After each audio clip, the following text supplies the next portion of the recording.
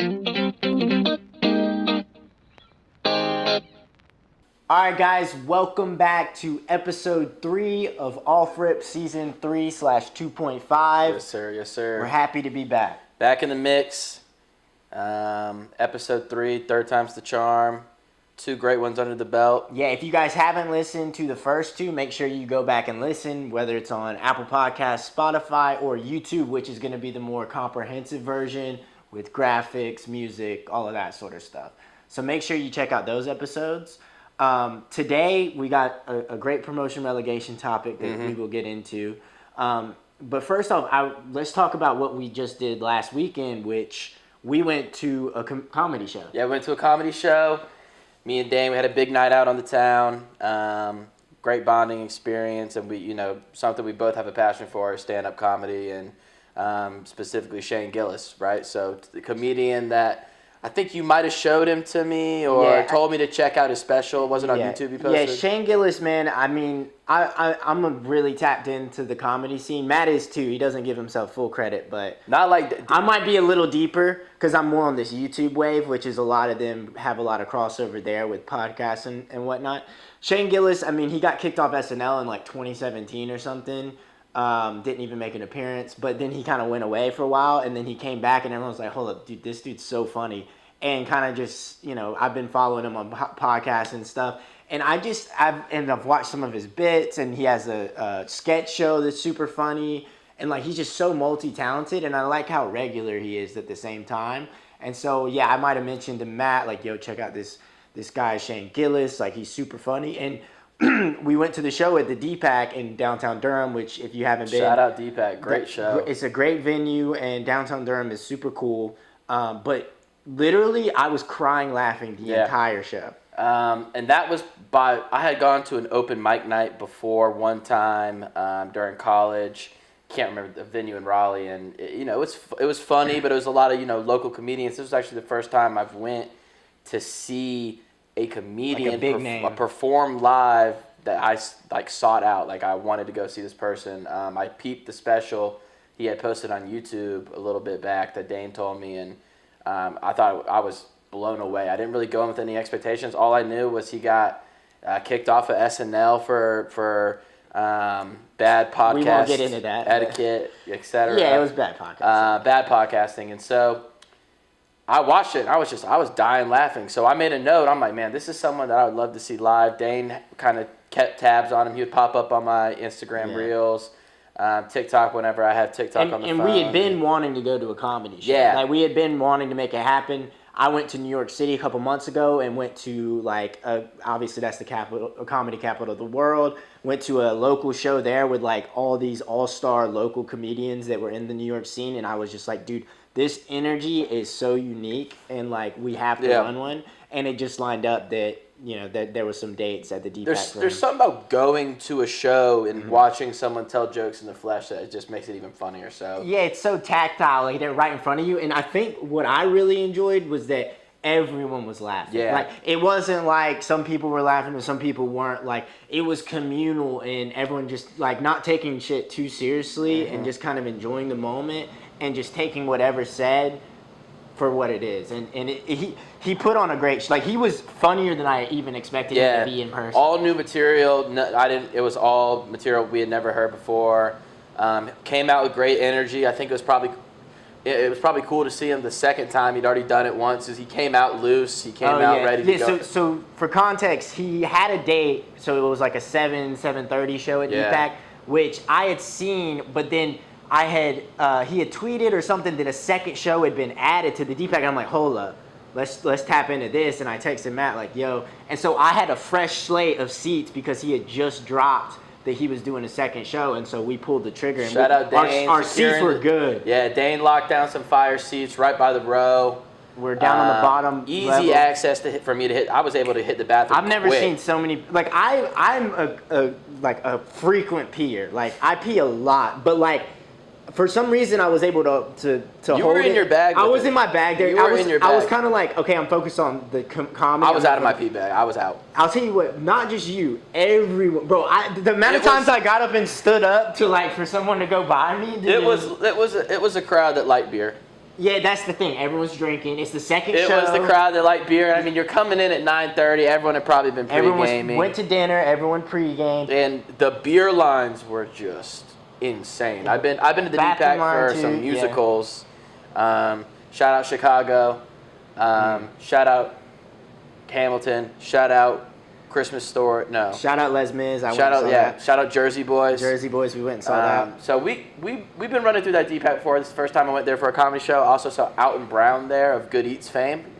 Live. He did a live show at DPAC. Yeah, that's interesting. He incorporated comedy. Shane was way funnier than Alton Brown was, but he cooked way worse. Yeah, I mean, dude, and to be fair, like, the first opener wasn't great, but the second dude, he was hilarious. I think he's the guy that he does the sketch show with on YouTube. But dude was so funny. Before we go too far in that rabbit hole, I do want to mention that we went to a great dinner, and one of the swaggiest moments of our lives happened. I'll let Matt explain it because it's coming from his angle. So we're at a great restaurant in Durham that Dane got the resi for. Dashi. I was just looking through. It happened to be one that was close to the hotel and that there was a good reservation for. So Dashi, we're sitting there, really cool ramen spot. The tables are real close together. It has kind of that traditional ramen shop feel, and we get a couple drinks. We look at the menu. We order the ramen we want, and we're just chopping it up. And the next thing you know, we got apps flowing at our table, just boom, boom, boom. And I'm like, hold up. I was looking at Dane like hey. We didn't know what the custom, like, if you know, like an Italian restaurant or something, you get bread before. Like, we weren't sure. Yeah, if there was I didn't know if it was like just a little accoutrements for the table vibe, but then it became apparent, like, hold up, they're putting like real deal stuff on the table for like 4 appetizers, and I look up at the waiter, and I'm about to hit him with the, hey man, I think you got the wrong table. We didn't order any apps. I think he was one of the managers. Yeah, like a manager, and so. And he was like, nah, man, this is compliments of Billy. So shout out Billy Cotter. Okay, I'm Billy Cotter. That's my dad's lifelong best friend. They went to high school together. My dad ended up going off to ECU. Billy Cotter ends up going to a culinary institute, and now he owns a couple of restaurants out in Durham. Yeah. And little did I know, my dad texted Billy before we got there, because I had let him know that what restaurant we're going to and everything. And Billy Cotter, he was like, you know what? I couldn't be there at the restaurant to say what's up, but I promise I'm a hook him up. And so we got 4 free apps, absolutely delicious food, best kimchi I've ever had. Yeah, the kimchi I've never had it before, and it was some really good pickled veggies, like right up my alley. So we just hit the jackpot because I had no idea that was even a thing. And I had just picked a restaurant randomly. I never had like a nice bougie ramen before. Obviously, I've had regular ramen, but you know, it was a swaggy moment. We had a good time, and then also I do want to mention that bar we went to right after dinner. It felt like I was in a post-apocalyptic dungeon. It's one of those real underground type spots where... If you haven't been to Durham, that's kind of the vibe. Right? Yeah, a lot of brick, a lot of underground. And now it was a cocktail that I had that I kind of pretended to like. Yeah, he got some crazy, like, cucumber, like... It was a salted cucumber marg. But it was so sweet. So it was almost like cucumber Gatorade, like, with alcohol in it. Like, it was with a ton of salt. I was picking up a lot of like earth. Yeah, it was kind of muddy. It was earthy. That's maybe the salt and the cucumber. It felt a little too garden forward. I was looking maybe for a refreshing, because I like cucumber in a drink, and so I was looking for maybe like a refreshing type cocktail, and instead, it tasted farm to table. We got him down though. Well, I had a strawberry daiquiri, so his was beautiful, amazing. We got him down, but anyways, yeah. So we did that. Went to the show. It was a great time. And the reason we're mentioning this story right now is because it plays into our episode for today, which we are going to do promotion and relegation stand-up comedians. So our top 3 and our bottom 3 in a relegation zone of comedians that in the general scene, it can be any comedian that's ever existed. We're going to do 3 that we think maybe need more shine, 3 that we really love, or 3 that we think might be up and coming, and then 3 that we're like, they're not funny to me. They need to leave the conversation as a big comedian. I don't understand their success. And so we're going to go in depth with them. Given we just talked about Shane Gillis, he is excluded from this because obviously he's probably our favorite comedian right now that's currently on the map. But yeah, so we're going to get into that. First though, you want to talk sponsor? We really want to thank vacuum cleaners, specifically Eureka brand vacuum cleaners. Our sponsor. Yeah. Forgot to mention that they are the sponsor. We don't just randomly have. For today's episode. This is a solid up and down vacuum cleaner. I love the metallic handle, gives a little upscale chic. Comes with the little dust buster attachment. Something else that's pretty interesting about the Eureka brand vacuum cleaners is oftentimes when you're trying to suck up dirt, it will do that thing where it kind of pushes out dirt too, and you're never quite sure what is dirt you've sucked up and what is dirt that kind of got pushed out, and it kind of becomes this big mess. But what I like about that is it just kind of teaches you persistence and diligence, and you might suck up this amount of this trash, and you got to just understand that some trash is going to be spurted back out into the environment for you to get later. But it's just it just makes the hard work more fulfilling. Exactly, and that's the Eureka way. It'd be way less interesting of a vacuum session if it just got up all the dirt the first time. Yeah. Sometimes you got to get the same dirt 4, 5, 6, 7 times for it to catch, and it's just almost built-in moral character. Thinking about it, I don't know if I've ever had a great vacuum cleaner. Like, I feel like that's always been an issue throughout my entire life. Yeah, I felt, I'm still waiting to get my hands on like that Dyson that one. $299, $399 There's a new vacuum. Dyson one that I've seen the commercials for. I forgot what it looks like, but it has some it's like a gun almost, and it has like a. I used to love the vacuum cleaner that just had the big ball. Yeah. That was kind of a vibe. Look, like we're not this now. This is bottom of the. Now I say this with respect, as they're a sponsor. They're an affordable. Yeah, they're brand. not punching in that upper echelon category. This is a great vacuum for the everyday man. And they have great. Woman. And we want to. And another shout out to the Eureka brand. Great SEO. You type in cheap vacuum on Amazon. This is going to be front and center. And they're. And see, they know their market. Exactly. They know their game. They're not trying to be something that they're not. Mm-hmm. And so we appreciate what they've done for us, just in terms of one, cleaning the apartment, but two, really building up that kind of fortitude within to just get the job done, no matter how many times you got to suck up the same trash. So shout out to Eureka Vacuums. All right, guys, so now we're in the main part of the pod, our promotion and relegation stand-up comedian. So our top 3, bottom 3 that we really like, we think is underrated, and 3 that we think needs to leave the conversation of a great comedian. We don't like them, or maybe they just annoy us. It could be a multitude of things. So we're going to start with our promotion category, and we're going to go 3, 2, 1. 1 being the one that we think needs the most shine and is the most underrated or needs more promotion. So I'll let Matt start with his number 3 spot. My number 3 spot, I got Cat Williams. Coming in at number 3, no baby. Way, dude. Now, that's a wild. Here's the thing about Cat Williams. I cannot defend a lot of his personal life. He seems to go through spells where he is troubled. Definitely. And he seems, and those spells sometimes correspond with bad specials. But here's my thing with Cat Williams. When Cat Williams is right, he's really right. When he's on, he's on. When he's hitting every mark and he's really getting into a flow, he's made me laugh just about as much as any other comedian. Another thing about Cat Williams that is something I just want to. He's not in like my top 3 favorite, but this isn't a top 3. This is not like me saying, "Oh, he's the best comedian in the world. He's my favorite comedian." I just think he needs a little more love. Yeah. He is you're not getting his vibe from any other comedian. True. He always kind of has like this pseudo-intellectual kind of musing about him, where he'll try to incorporate kind of like this social commentary. A bigger concept, yeah. Which.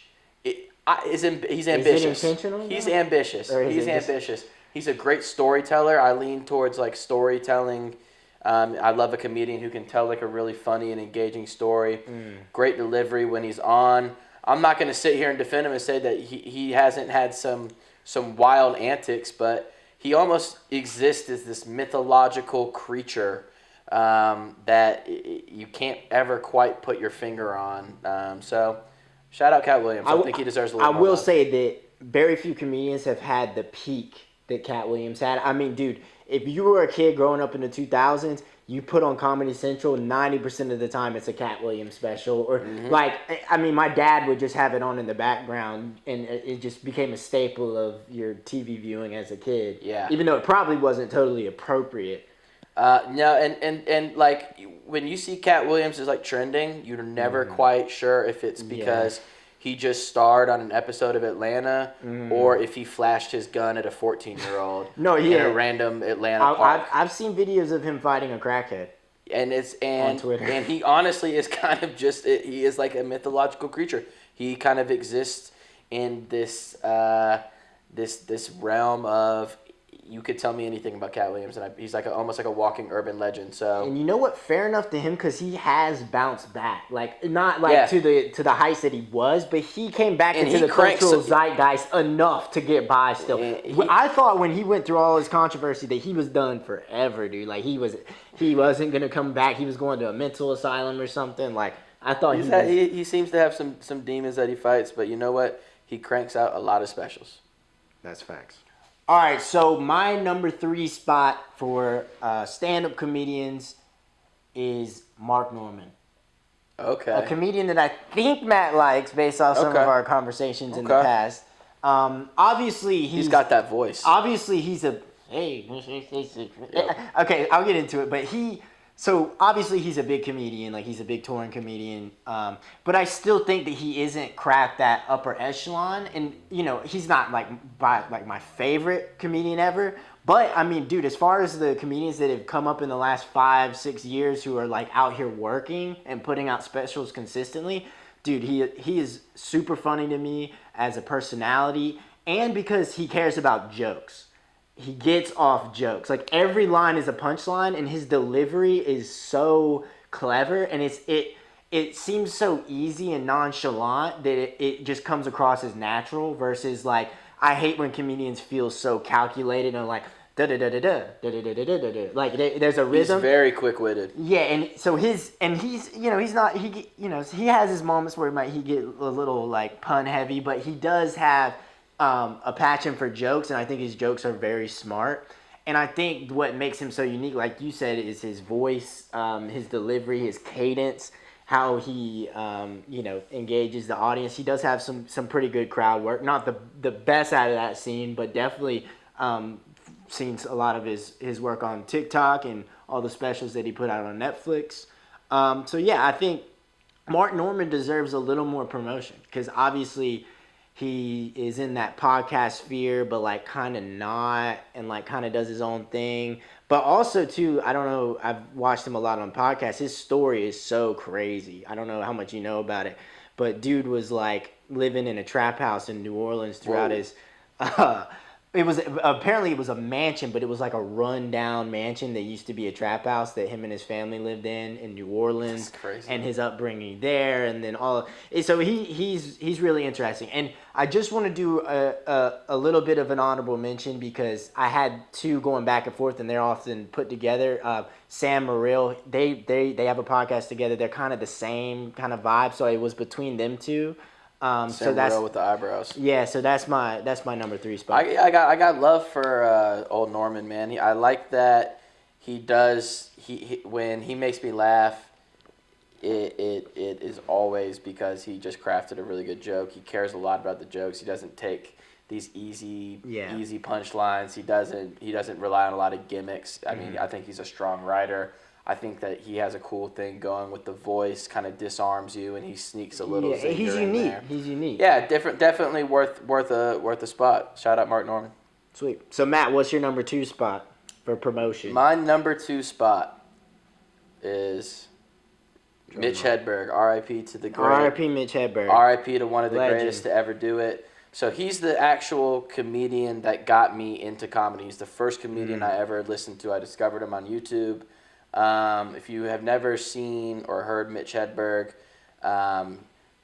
was tragically passed away, I think in the 90s, and he was like heroin. late 80s through the '90s, kind of cult classic. Yeah, a bit of a cult figure. He has this really interesting delivery. A lot of his jokes are just one-liners, like literally one line, and he has this irreverent kind of delivery, and you never know where a joke is gonna come. He doesn't do these long, winding bits.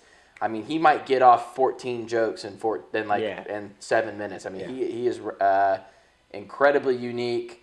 I wanted to give him some love because he passed away way too soon. A brilliant mind and the person who actually got me into comedy. And I would actually go and Google Mitch Hedberg jokes, and they you can read them. They're like sentences long, and I would just go through and die at some of those jokes. I mean, incredibly clever, incredibly great writer, gone too soon. Yeah, I mean, and he's a lot of comedians' favorite comedian. I think that's kind of the classification. He's very much a cult figure. Definitely gone too soon, and he's definitely been an influence to a lot of comedians that have come, past in the 2000s and in the 2010s. The guy I just mentioned, Mark Norman, I think definitely takes some.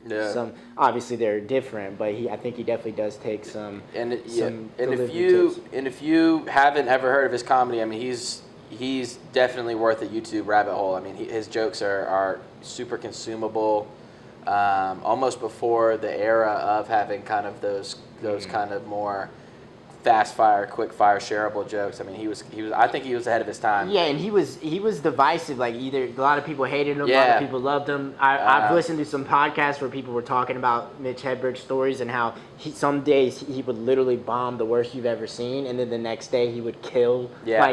With the same jokes. Like it's just there's a variance, but luckily over the decades that he's been become beloved and he took a risk, so I got love for Mitch Hedberg, man. So shout out Mitch Hedberg, thank you for getting me into comedy. Gone too soon, and rest in peace. Yeah, rest in peace. What you got number 2, brother? Okay, so number 2. By the way, I thought long and hard about my 3s. I had like 8 for each category, and then this was a tough one for Dane. Had to wind it down. I left out the big wigs that are obvious, like Amy Schumer. I left out Kevin Hart. I left out Joe Rogan because those just seem too obvious. I want this to be interesting. So my number 2 spot is Neil Brennan. Oh, good pick. Which is a good ass pick. I thought long and hard good pick. So we support Neil Brennan over here. Neil Brennan, if you don't know, was co-creator of Chappelle's Show, one of Dave Chappelle's right-hand guys, collaborator, writer, who I think why he's in my 3 is because a lot of times, at least when he was coming up, was probably a little overshadowed by Chappelle's genius, which Chappelle's one of my favorites of all time, but Neil Brennan was right there with him cranking out jokes. And I think that in the last 5 or 6 years, he's definitely coming to his own as a stand-up specific, especially with his special 3 Mics and on Netflix, which you guys should definitely go. 3 Mics was incredible. The thing that I love about him is that he makes you think, and I love comedians that do that. They're not self-righteous, they're not preaching at you, but they put together a intentional concept that weaves its way throughout the entirety of a special. And his jokes are fucking funny, dude. They're dry, they're bold, incredibly smart. They're very quick, smart, and I think that it gets lost a lot of times now with comedy specials because there's so many, and there's so many that are very bad. That kind of how music is too. Like it means a lot more when someone is intentional with how they put something together. They're intentional about their art form, the structure. How one thing leads into the next. Innovative. And it's not just, I'm going to go up on stage and say jokes for 30 minutes. It's more of he's crafting art. He's crafting pieces of art, which shout out to another person that I'm not putting here, but Bo Burnham does that with his work, which I can't even classify as stand-up because Bo Burnham gets a lot of hate, gets a lot of love. He's divisive nowadays. I think I see mostly love. I'm team love for Bo Burnham. I think people are so quick to hate on things nowadays. I mean, I think he's one of the geniuses of our times in terms of what he creates art-wise, which I think Neil Brennan has shades of that in a lot of what he does with his specials. And I also like that he talks very openly about his anxieties and depression, struggles, his neuroses, and you know, he's very real and very honest, and I think that goes a long way for me and a lot of people. So Neil Brennan, I think that if you're a comedy person, you will definitely like that pick. Great pick. I remember watching Three Mics just because I think I'd seen on some New York Times, Vulture, some website you know, underrated things that came out that you should check out, and I was in the mood to watch a little comedy special. Yeah. And it was not what I was expecting at all. It had a crazy format. Yeah. There was jokes. There were things that were incredibly not funny, things that were like real. Very personal and real to him, and he wove them together in a way that was really, I think, innovative and personal and real and a reflection of his taste and whatnot. And he's about as honest as a comic will get. Yeah. Made me go back and kind of appreciate the work he done the Chappelle Show, the thing he did things with Half Baked. He has some great stories about working with Chappelle. So, great pick, Gunna. Yep, thank you. All right, Matt, what's your number one pick, stand-up comedians for promotion? Number one, sadly, another RIP. I have a feeling I know who you're My gonna say. my personal, I might say, I think my favorite comedian, Norm Macdonald. Wow, I wasn't. You weren't expecting? I was thought you were about to say Patrice O'Neal for some No, reason. hey, I was R.I.P. thinking to him about as well. Patrice, but so Norm Macdonald was. I didn't know you were that big of a So Norm I was fan. not. Norm Macdonald was not on my radar at all. Like literally zero. I did not think. I thought. Did not even just knew his face, right? Right. So I got into this huge YouTube Yeah, he's got a ton. ecosystem of Norm Macdonald, and I realized he had. He would go on these late night comedy shows. He would go on He would go on the Conan a comedy lot. shows and the comedy shows and just the late night, the Lettermans, all that stuff. Yeah. And he had mostly Conan, and he would just fuck with the people. He would just kind of. He might tell a story for 15 minutes that went nowhere, and they had to cut it all out. And Conan has these hilarious stories of Norm agreeing to talk about some movie that he had coming out or to promote whatever they wanted to promote. And he would come out and give this 30-minute story where people are expecting the punchline. The studio audience is getting mad, and Norm would just do these things to make Conan laugh. And I mean, he's like a comedian's comedian. Yeah, plays definitely. with the art form. And what I love about Norm's comedy is when I first started watching him, he came across almost as not unintelligent, but he simplifies his delivery for how smart I think he really is. Oh, dude, he's so intelligent. He's a genius. He talks about when you listen to like a more candid interview, he's like a lover of these Russian tragedies and these philosophical musing of the great Russian writers and all of these crazy. But then when he tells jokes, he presents it as an everyman, like the dad next door with a beer in his hand, and he just uses that how smart he is versus kind of how he dumbs down his delivery and toys with the audience and toys with the structure of jokes. And I went back and watched all his specials, went back and watched all of his appearances on the late night shows. He was just 100% funny. Like just naturally, like just a funny. Like, hilarious, always trying to get a joke in. Exactly. And he, again, did so without taking cheap shots, did so without kind of being crass or shocking or rude. I mean, he was, and he talked about this, he was truly in love with the art of having a perfect stand-up comedy set and having a perfect stand-up comedy joke. Yeah. And I mean, not to mention, the OG Weekend Update. Yeah, SNL. Like, I mean, he's definitely like a legend, and like you said, a comedian's comedian. Like, I mean, he was favorites of a lot of people that you guys at home probably watch as well. Like, I do like Norm. You know, I've grown to really respect what he did. At first, I didn't get it, but then over time, like the more you see, the more you understand. I would always like every time, like he was on a lot of podcasts that I had listened to over the last few years before his passing, and I got to know him a little bit better in terms of hearing his story, and you know, you get a little deeper, and I think that he was a very special person, and it's unfortunate that he was dealing with all those health problems behind the scenes. I might cut this out, but also rumored to be a closeted gay man for decades. I didn't know that. I might cut that out, but That's just what I've heard that rumblings in Well, the I know he's comedy gambling scene. at it. Yeah, he had demons, man. He had demons. But rest in peace. Gone too soon. Rest in peace. I mean, It's a good first pick for promotion. That's my dude. That's my dude Norm, and I've probably watched more Norm Macdonald than I've watched any other comedian. So fitting for my number one pick. All right, so my number one pick for promotion for stand-up comedians is a newer comedian. Matt went with a few legends. I'm gonna go with a newer guy to the scene, somebody that I kind of saw through podcasts and then kind of evolved into. Actually, you know what? It started on TikTok. A lot of clips from him is Stavros Halkias, who is who he is, right? Yeah, I watched this. Yeah, hilarious, dude. So I was throughout the pandemic, like everyone was on TikTok, right? And I would see these clips of this like larger gentleman with a like he had a crazy look to him, and I would see the clips. And at first I would scroll by him because I'm like, dude, I don't want to see. Like I like comedy, but I'm not stopping on every single dude who's got a set, But then I started seeing it so much that I was like, all right, let me give this guy a shot.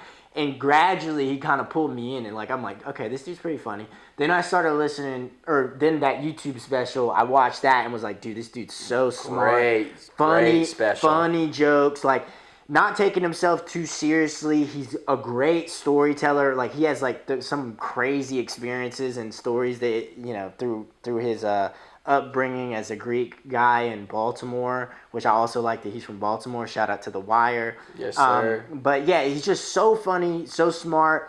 I mean, and he's not afraid to get dumb. Like he has some dumb, stupid jokes, but I think that's what makes that's the lighthearted humor. I like that he doesn't take himself too seriously. He'll get silly. He's self-deprecating in a way that feels authentic. So and I also think that something that we always like is he's so relatable. Like for some reason, like his stories and how he navigates things, and it's just like okay, he I could hang out with him for a night and have the best time. I would love to get a beer with that guy. Dude, type of guy. Oh, dude, yeah. I mean, and a lot part of the relatable too. Like he has so many cool references. Especially listening to podcasts. He'll talk about a specific album from this year, and I'm like, oh yeah, that is fucking cool, or that is funny, or I forgot about that, or it just pop culture stuff too. So I think he kind of pulls everything in, and I think that's why he got so successful off of his TikTok clips, because people were sitting around and wanted something that they related to and thought was engaging and funny. So I think personally he's the funniest. Him and Shane are probably two that I think are the funniest of this newer generation of stand-ups right now that are putting out specials consistently. And I love just hearing him talk, dude. Any podcast that he's on, it's an instant watch for me. He'll go on all the big ones, and he also has his own show, and it's just so freaking funny. And reference, he started his OG podcast, which is Come Town, which is this is kind of in the weeds, but is a very niche podcast. Kind of a cult classic is what I'm trying to say. And that has two other guys that are blowing up right now. Adam Friedland, who you guys have probably seen his show all over TikTok. He's funny as fuck. Also, I love that they're both very, they're super progressive. And, they, in the comedy scene, that perspective gets lost a lot because it's a lot of this centrist, some right-wing talking It's a lot of And some of it is okay, fair criticism, but they don't have the other side always. That's they say the other side feels like a given to them, and so they don't ever touch on it. And Stavros will go on some of these shows and call him out a little bit. Funny, but not, he doesn't ever get too confrontational, but he's well, what do I care about? What blah blah blah blah blah. Stuff like that. So I like that angle. I like progressive comedians. A lot of times they are not funny. Pete Holmes, but he almost made him at the bottom three. But I think that's a good first pick. Hey, Pete Holmes caught a nasty stray. He was almost in my bottom three. Pete Holmes caught a nasty stray. I don't even know how progressive. I think he is pretty. He's pretty safe, is what I'm trying to say. All right, so now we're in our relegation portion of top three, bottom three stand-up comedians. If this is a 20-team table, we're starting with 18, 19, 20. 20 being the one that we think most emphatically needs to go down, needs to get relegated. So Matt, I will ask you, what is your third from bottom? Third from bottom. This is what hurts me to say it. There was a time in which this comedian could have been number one. I don't know who he's got to be in your bottom three, by the way. I've had a bone to pick with this comedian for a little bit now, and third from bottom, I have Hannibal Buress. And I almost put him in my top three. And let me just talk about why. Hannibal Buress was one of the first comedians, other than Mitch Hedberg, who I kind of also fell in love with. He had some really He was a big intro for a lot of people. Some really funny stand-up stuff I saw on YouTube that would pop up on like Comedy Pandora. It's like he was like real early kind of in that internet, in that internet early comedy 2010s. Scene. And he was really, really funny, and he had a strong point of view. And as time has come along, he is someone who I personally think success has not been kind to him. I feel like the quality of his comedy has done nothing but decrease. The quantity that he releases it has decreased, which is his prerogative. Yeah. He's become very prickly with his fans. Yeah, I have seen that. And he has transitioned to more so being a rapper now. Huh, I didn't know. So yeah, so he is not doing he like will do a little bit of comedy than mostly rap. I know he released a song. He's taking his rap career very seriously, and you know what? I'm all for chasing passions and things like that, and he has every right to not do comedy more and just want to become a rapper. I'm not mad at that.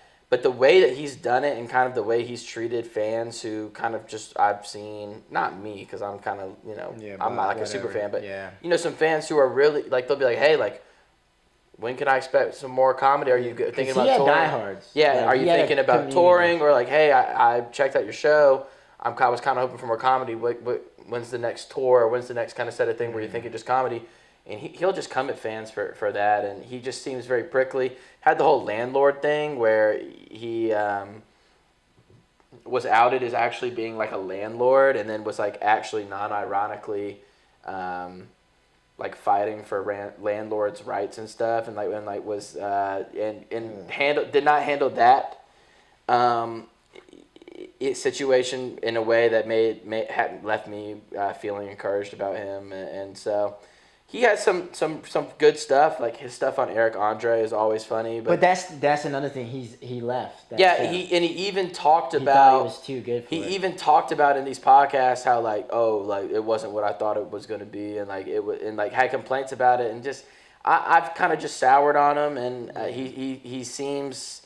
What I loved about him, he doesn't seem to have that same thing anymore. Yeah, that's a weird one because I hadn't thought about him in a while, and upon doing research for this podcast, I was thinking about him in a top three, not because like I really like him, but like at his peak, I think that he was like so good, and I wasn't as clued in as Matt is on like what he's up to now, because I was like, I guess he kind of went away, and I did notice that I'm going to be honest, I don't know who his agent is, I don't know who his manager is, but they have completely navigated this wrong. And what I assume is he's probably had people trying to tell him to do, you need to do this, and he's just ignored them completely. Because he seems like that kind of guy, like like crummy, like pessimist. I don't want it to seem like I'm hating on him for like, he turned into a rapper. And it's like, he just did so in a way where... Like he didn't seem grateful for anything that he had. Exactly. Like it was almost kind of like, I'm a rapper now, and screw anyone who has anything to say other than buying my stuff on Bandcamp. And it's like if y'all really support me or were really a fan, you would do this. And it's like, hey, I was a fan of your comedy, and you being a comedian that I liked, earns you I'll give your stuff a shot. Yeah. But if it's not for me, don't make me feel like I'm kind of a dumb for it or something like that. And, so he had a crazy run in that early 2010 to like 2015 kind of era. A little bit of a bag fumble. He fumbled the bag. What I remember last of his was he did a Tag. I don't know what it was called. He did a couple the movie. Oh no. What I was gonna say is he did a couple specials in Edinburgh, Scotland, he dropped like 2 specials on Netflix, and I think this is maybe 2015, 2016. And I remember liking one of them, and then another one I was like, like which direction is he really headed in right now? And then after that, I think that's the last thing I remember of him doing good, other than like Eric Andre, which is just some absurd like. He was just being crazy on there, like, you know. Yeah, and he wasn't necessarily doing jokes. And it's a bummer because I really did like Hannibal Buress, and he's. If he dropped the comedy special, I'd still watch it and hope it'd be good. But I just think he could have been a trajectory of like upper echelon, like not saying he could have been Chappelle, but he definitely could have been like one of like the upper tier, like John Mulaney's, like big guys that had to come up in the 2010s, and now we're in that stratosphere. Yeah, you know, maybe he kind of fell out of love with comedy. And you know what? Fair enough. If that's the path he wanted, if that's what makes him happy, then. It's like, but you know what? I had to pick someone, and he just. I've seen a couple interactions on Twitter with fans. So I was like, he's kind of being a dick, but okay. But makes sense. Cool. So, my third from bottom, relegation zone. The first one. I'm gonna go with a guy who is super successful, like big, but that his comedy isn't for me. I don't think he makes comedy for me, so that's fine. But it still doesn't change the fact that I don't think he's funny. Is Sebastian Maniscalco. I ain't with him. I gotta Google him. You don't know Sebastian Maniscalco, dude? He might be I see his face. He's the Italian guy that's always about his family and shit. Maybe this one went over Matt's head. I don't know. He's a big comedian, dude. He's a huge. No. I'm seeing him now. He sells out. No. He's all over Comedy Central. He's got a new movie out right now with De Niro playing his dad. I want you to overlay a picture. Oh yeah, I want this picture. Yeah, dude. But here's the thing, like he did something where I was like, who is this dude? And then I look him up. I'm like, oh, he's selling out MSG. No, that's what's crazy. Is when I first heard of him, I had never heard of him before. It wasn't like a gradual thing. People were just talking about him online or like on a podcast, and I'm like, Sebastian Maniscalco. See, and then they were saying he was selling out MSG multiple nights. I'm like, how have I never heard of him and he's selling out MSG? Turns out that like, I guess he is a pretty big comedian, but is in a complete lane that's just far and away different than what I like to consume. Like. Obviously, I've seen some bits that he's done on Comedy Central, and I've given him a shot a couple times on Netflix. He has a few specials, but it's just like, I don't know. He gets impersonated a lot because he's got a very distinct delivery, and like he's this Italian guy, but he's just like, give me the ganoush. Like it's just like he does these little like facial expressions, and he's talking, my wife. And my kids, I gotta pick her up, and it's just like, bro, like I get that I'm not your demo, but like, it shouldn't matter. Either you're funny or you're not to me. Like, and he just doesn't move the needle for me. He doesn't move the needle for me, obviously. And Matt faintly knows him, I guess, but I just remember he should hosted, go back and watch. He like hosted something, or did a little stand up something before like a big thing that I watched, and I was like, who is this dude? And I looked him up and. I felt dumb for not knowing him because he was so popular. Just goes to show you that there's always a lot of audience, man. There's a lot of different worlds and sectors of comedy that I'm just totally not tapped into. And for they not for me. I'm not for them, and that is what it is. So he's kind of like a catchphrase comedian type guy. Not catchphrase. No, like you know how Jim Gaffigan is kind of like he has the Jim Gaffigan voice.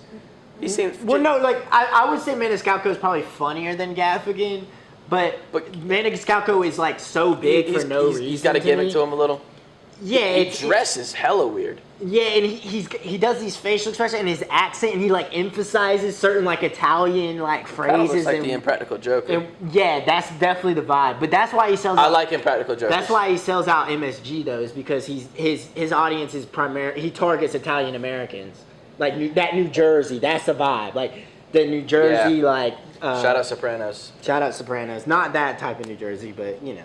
So that would be my third from bottom. Let me know. Do people really like him? Like, is he popping? Like, I know he's popping, but like, do people actually like his comedy that are under 30? We might have unlocked, or someone might see this and no, I would say no one in our age range is like ride or die for Sebastian Maniscalco. there'll be a 46-year-old dad who is owns a construction company in Trenton, New Jersey that's might take offense, but other than that, I think we'll be all right. All right, my pick. Second from bottom, Matt. What's your pick? Second from the bottom. Yeah, I think he might have had some stand-up stuff back in the day. I would not classify him as a stand-up comedian first, but I just kind of wanted to rag on him, so I'm throwing him in there. I might be morphing the rules a little bit. Okay. I'm going with Jimmy Fallon. That's a bad pick. I'll let you explain yourself. Here's what I think. Damn, really? Out of all the boys you could have picked? Here's what I think. There was a time where I didn't mind Jimmy Fallon. He had the SNL start, I guess. And I sit there and whenever I watch a Jimmy Fallon clip, he just kind of represents this bland mass of vanilla pudding and this vapid conversation. And I'm like, if Jimmy Fallon had to go up there, if Netflix gave Jimmy like a big deal and he wanted to do a stand-up comedy special, like it would probably be okay because he has a huge team of writers, but maybe it's a jealousy thing. I don't get what the big deal is. I don't get what the talent is. He's good at impersonating white musicians roughly within kind of similar genres. He's friendly and he'll fake laugh at celebrities' jokes, but other than that, I'm still trying to figure out. Here, let me just kind of break this down. With every there's a certain esteem, there's a certain kind of person that should occupy that late night comedy show, midnight show special, right? It's a dying kind of thing anyways, but if you go back to Carson, you go to Letterman, even I don't even like Jay Leno, but you go to Leno and you go to Not Lennon. You go to Conan. Okay? These are people that like serious comedy writing chops, like legends in comedy, right? Then you got your Colbert, you got your Jon Stewart, like very smart, you can tell their hands are all over the product.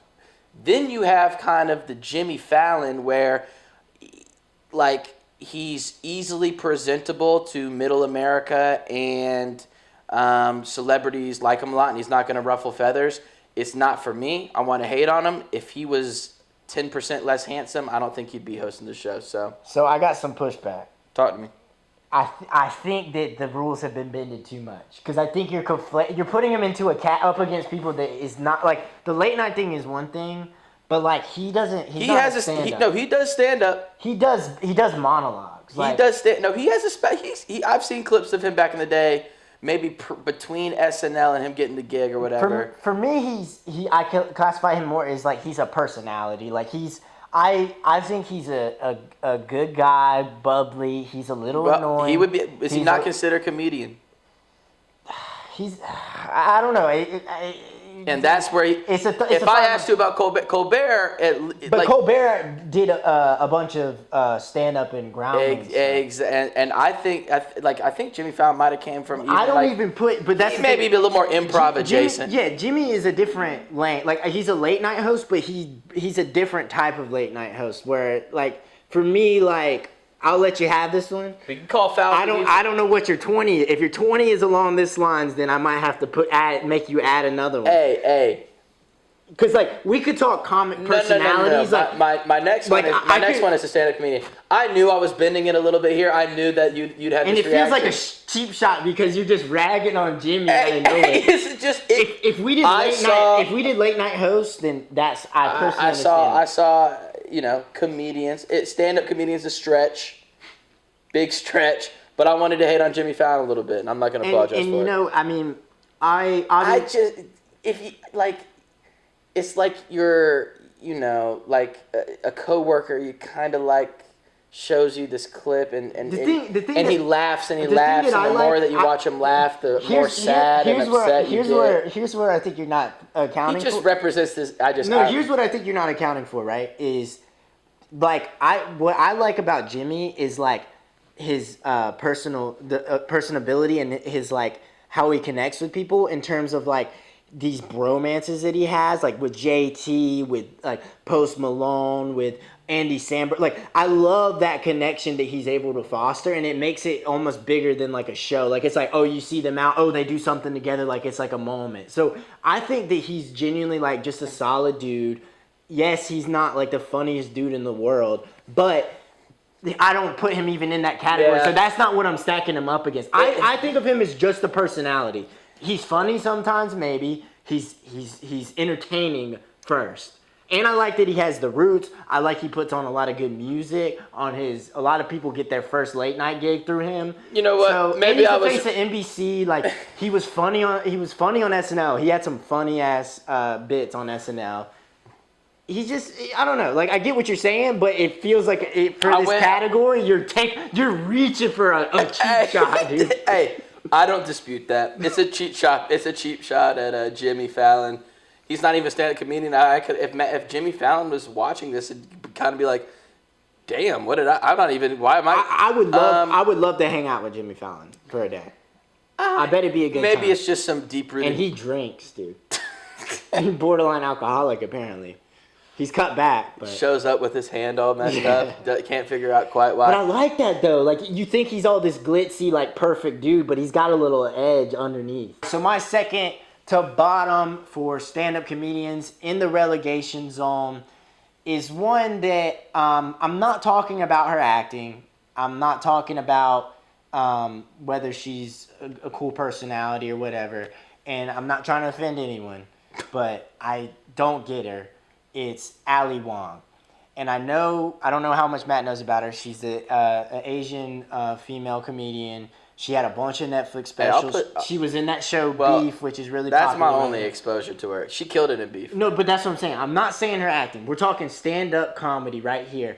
I haven't seen a special, so I mean, maybe she was funnier like when she was her first specials, but I saw one where she, like, it was bizarre. Like, she was trying so hard to be, like, edgy and raunchy and, like, this, like, trying to be, like, sexual and say all these crazy things. And, like, none of it was funny. Like, not a single word was funny to me. And I think I saw a TikTok clip of it, too, and everyone in the comments was like, bro, how do people think this is funny? Like, obviously, it's similar to the Maniscalco, where she's definitely got a community that they, like, the Asian community definitely relates to a lot more of her stories and stuff. But what I've seen of her has been not her commenting on those things and like stories and stuff. It's like, you know, trying to be all crazy. You know, I could talk about all these raunchy things and like talk about this and like it's just a little much. Like there's a way to do that and be funny, and she just wasn't doing it. And I find her voice and her delivery super annoying. Like it's very shrill and like I like just too much. It's too much. And I'm not hating on I like a lot of women comics. It's not that. It's just she just doesn't do it for me. And I give her props because she got critical acclaim for this Beef show. I haven't watched it, but maybe that's more of her lane. I don't know.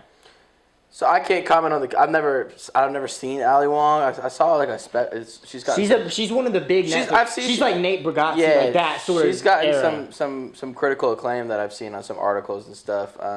But shout out to Beef because that was a really good show and she was good in it. So I don't know. And look, I'm maybe this might be a hot take, this pick, but just for me, that special and then another separate clip always stuck out to me. I'm like, bro, how do people think this is funny? And it just something about it just threw me off. And look, fair enough to her. She has an audience. Maybe she should just go all in on the acting because I'm pretty sure she's been in a few big movies too recently.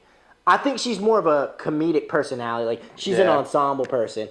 Oh, dude, I just thought of one that I should have said instead of her, but I won't say it because I'm not sure if she's a full-on stand-up comedian. I'll say it right here, Awkwafina. That would have been a better pick. So I'm gonna put Awkwafina and Ali Wong together. It sounds like I'm targeting the fuck out of the Asian community. I don't know if you could. I don't know. I don't know. I might cut that, but but I will say, Awkwafina. Is Awkwafina a stand-up though? She was like a personality. She did funny rap videos. I'm not gonna count her. I'm not gonna include that. But anyway, so that's my second to bottom. All right, my the number 20, the pick Your bottom at of the the very table. bottom of my table, Relegation zone. needs to be sent down. Is Jeff Foxworthy. Okay, yeah, I knew you were I gonna say cannot stand Jeff Foxworthy. I've never liked Jeff Foxworthy. I have real beef with Jeff Foxworthy. Let me break it down. Jeff Foxworthy, if you don't know, bad haircut, mustache, Southern comedian, right? Blue collar Southern. Blue collar Him, comedy Bill tour. White, Larry the Cable. So, Ron White, my Larry the beat. Cable Guy. And Jeff Foxworthy, what was the catchphrase? You know you're a redneck if, or... All I know is Larry's, which was get her done. So Jeff Foxworthy had, you know you're a redneck if, right? That was his catch line or something like that. I might be, that's the gist. Like, you know you're a redneck if. So he was like this everyman, Southern kind of like blue collar, I'm really with you, right? But if you take a little deeper at old Jeff Foxworthy is, he kind of is one of those comedians who, in my opinion, preys on this kind of sense of division and very much understood his target audience of working. And so it's kind of like Trump. He understands his audience and he caters to them, and he's not being his authentic self at all. He presents like, I'm dumb just like my audience and we're all in this together, and oh my gosh, and can you believe it? And he just does it to make money. Yeah, these big, these big conglomerates and these big rich people looking down on us, blah, blah, blah. Meanwhile, his prices for his tours were off the charts to an audience who he probably knew were splurging to go see him. And then tell me why I'm watching Shark Tank. This is true. I'm watching Shark Tank. Robert Herjavec, Damon John, Mark Cuban, and then guess who a guest shark was?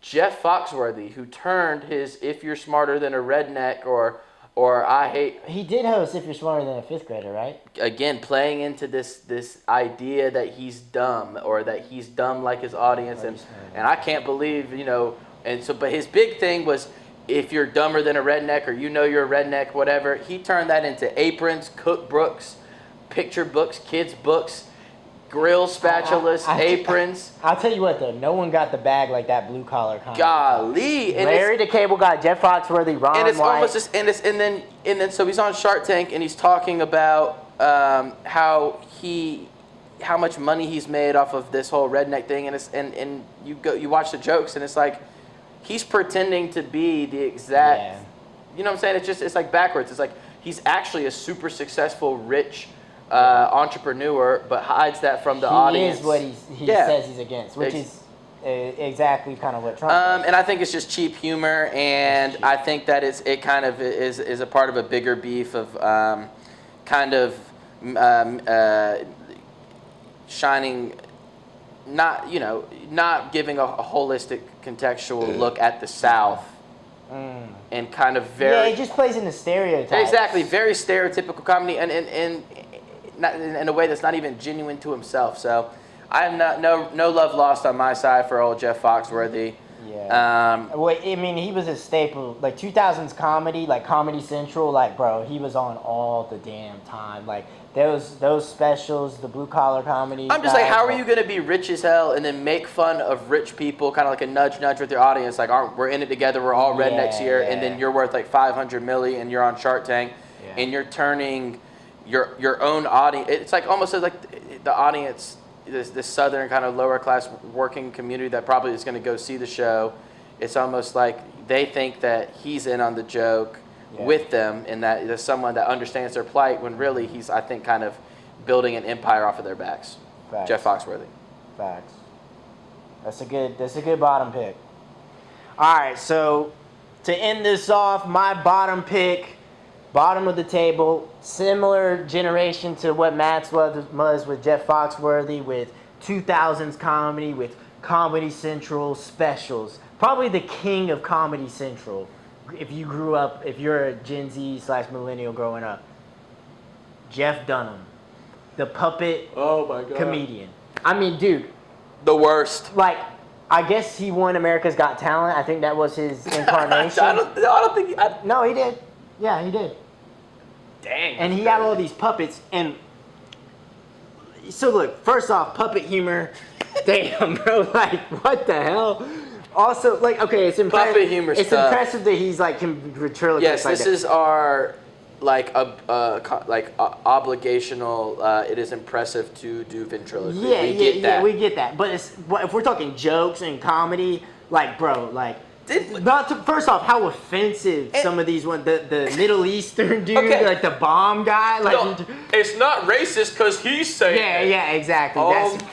But that's the thing. Like, he was back in the 2000s. Like, it was crazy because he was considered more of like a safe option for, like, that's why he was all over Comedy Central. Probably why he won America's Got Talent.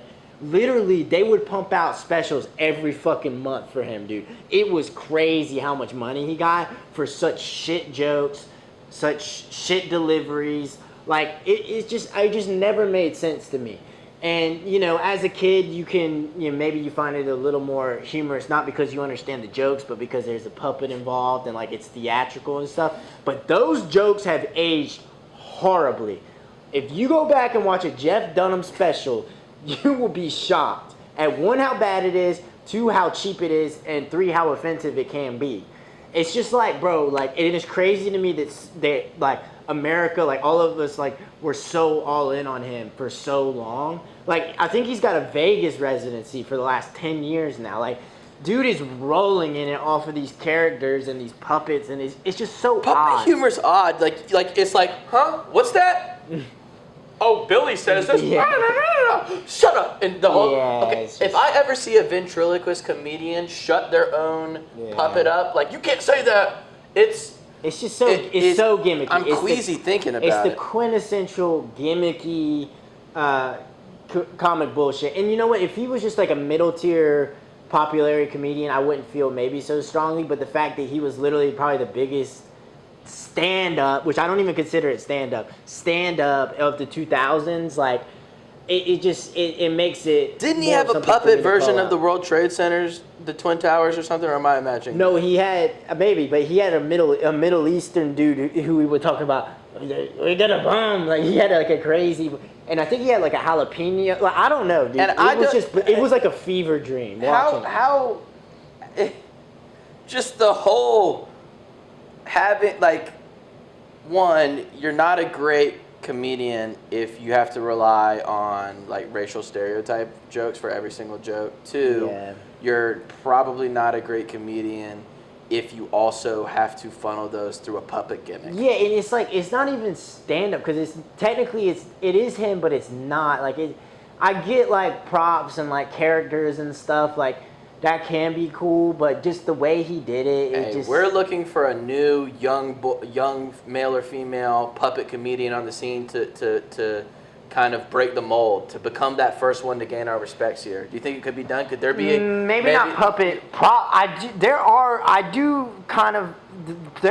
don't know any specific on the top of my head, but I've seen some prop comedy bits that are kind of funny. So I'm not mad at prop comedy. I will say that. But what if, like, a young, edgy, new age I'm gonna look up puppet comic too comes in the mix? Could you get down with it, or are you anti puppet in general 100%? If he was funny, like, that's the thing, like, as a kid, I probably found, like, some of his jokes funny because they were just stupid. Alright, so I'm pulling up the image. This was the bomb guy, the like, trying to Middle Eastern, like, bomb. He had all these, it was like, yeah, he had the jalapeno, this fucking purple shit, the old man. It was just so gimmicky, and, like, Jeff Dunham and his wacky friends. What are they gonna say next? Yeah, no respect for the Jeff Dunham. Yeah, so that's my bottom. Great for pick. the art form of stand up. You know, I just think it's, for how big he was, it wasn't warranted. And yeah, so those are our top 3, bottom 3 promotion relegation stand up comedians. Hope you guys enjoyed the episode. Make sure you guys like, subscribe, leave a rating for us on Apple Podcasts and Spotify. Make sure you subscribe on YouTube, Mira Audio. Follow us on socials, whatever our socials are at this point in time. I think we'll be on TikTok by the time this releases. And yeah, so appreciate you guys listening. If you haven't listened to 1 and 2, make sure you go back. And yeah, thank you so much for being involved. Sorry, Jimmy Fallon.